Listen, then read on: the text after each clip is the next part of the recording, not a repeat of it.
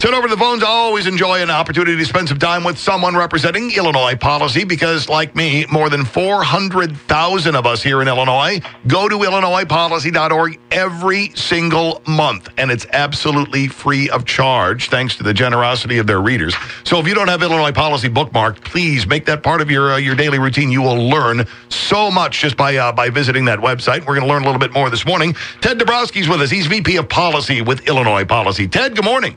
Good morning. How are you guys doing? Doing very, very well. And once again, kudos and thanks for what you guys do at Illinois Policy. I lean on you a lot for information. Well, thank you. And you guys, before anybody goes, well, left, right, you guys aren't looking to be partisan. You're looking to do the best thing for the state. Yeah, look, we want to see more jobs come to Illinois. We want to see people's taxes not consume them and push them out of their homes.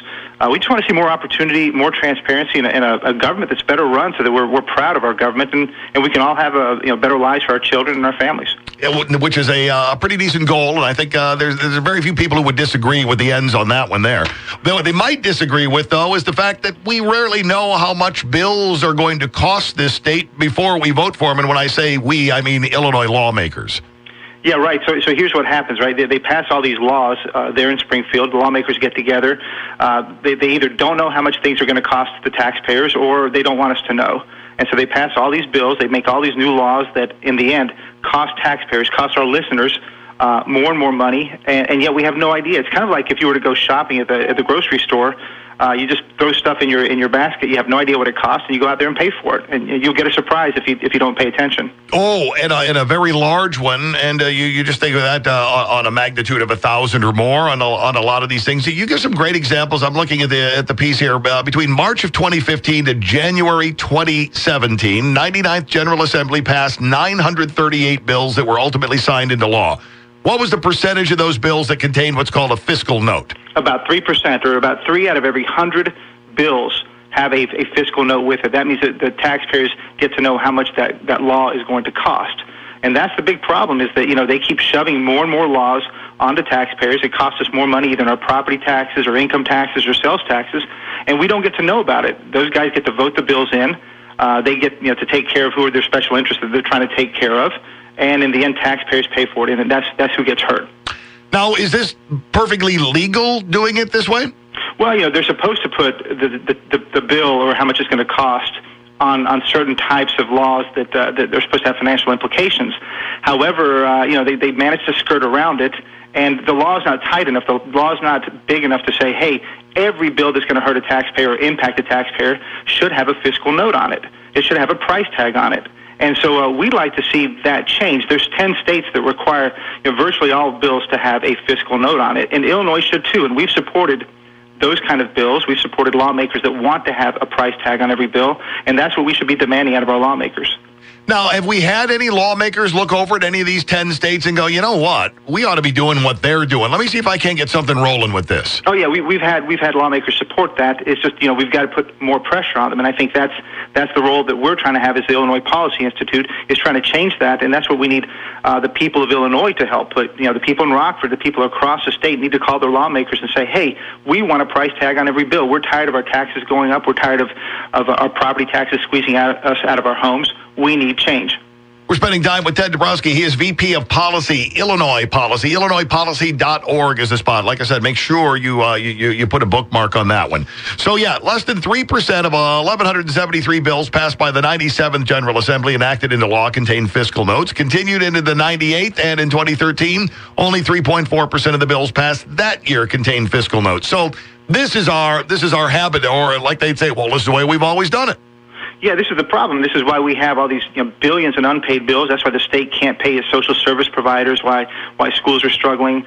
We keep running up bills. We keep running up expenses because we don't really know how much we're spending. And we're seeing that across pensions, Medicaid, school funding, everything. And it's no surprise we're in the mess we're in. So that's why we need to have a solution that actually makes lawmakers put a price tag on every bill. Yeah, because, if you leave it up to them, well, we think you guys should, it's not going to happen. You have to put in a you must. Yeah, well, think about the pressure that lawmakers are getting down in Springfield. I was at the State House the other day. It's full of special interest groups. It's full of people asking for more money, groups asking for more money. The unions are there heavily. They're all asking for bills that cost taxpayers more. there's not that many taxpayers there defending their side.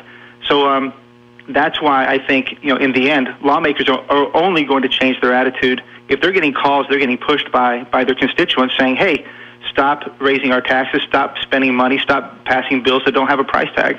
And meanwhile, those cries, thus far anyway, continue to be ignored. But, hopefully, you guys putting a flashlight on this, I think a lot of people would look at this and go, I've never heard of such a thing as a fiscal note. And it seems like a fine idea. Well, but most people haven't heard of it, and there's a good reason why, is because most bills don't have something attached to it. When a bill is being debated, rarely does it come out and say, this is going to cost taxpayers X, Y, or Z. And there's a reason why, and that's because most of these bills don't have a fiscal note. And we've seen that every time we're in Springfield and we're trying to fight a bad bill. Most often we're trying to figure out what it's going to cost, and most of the time the legislature can't tell us, and that means it's a big problem. Nobody would go shopping without knowing, purchasing a car, purchasing a home without knowing the price. I'm looking at a piece that let's see, this guy popped out yesterday, as a matter of fact, that you and your colleague, is it John Klingner? Yes.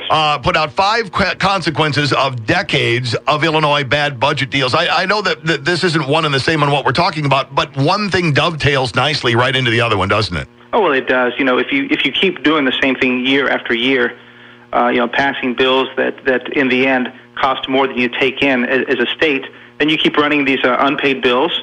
They just keep building up. You have this huge backlog, and suddenly, the government's in trouble. We have the worst credit rating in the nation. That means we're the financial deadbeats in the U.S., and we're struggling to make ends meet, and that's why we've got to fight for change in things like having a price tag. And we spoke with your colleague, Christina Rasmussen, a couple of weeks back, and she said this, and I see you're of a like mind because you put in your piece here, the grand bargain is really just more of the same. Yeah, this is the whole thing, is that we're not changing the way we do things. Now, we have to say, look, the fact that we haven't passed a bad deal, another grand bargain hasn't passed, and I put grand bargain in quotes because it's only a grand bargain for the politicians. It's not a grand bargain for the taxpayers. The good news is that we have not allowed them to pass a bad deal. Now, the problem is we need to get them to pass a good deal, and we spent a lot of time on that. We put out something called Budget Solutions 2018, where we put out a proposal where we say that the budget can be balanced in Illinois without tax hikes.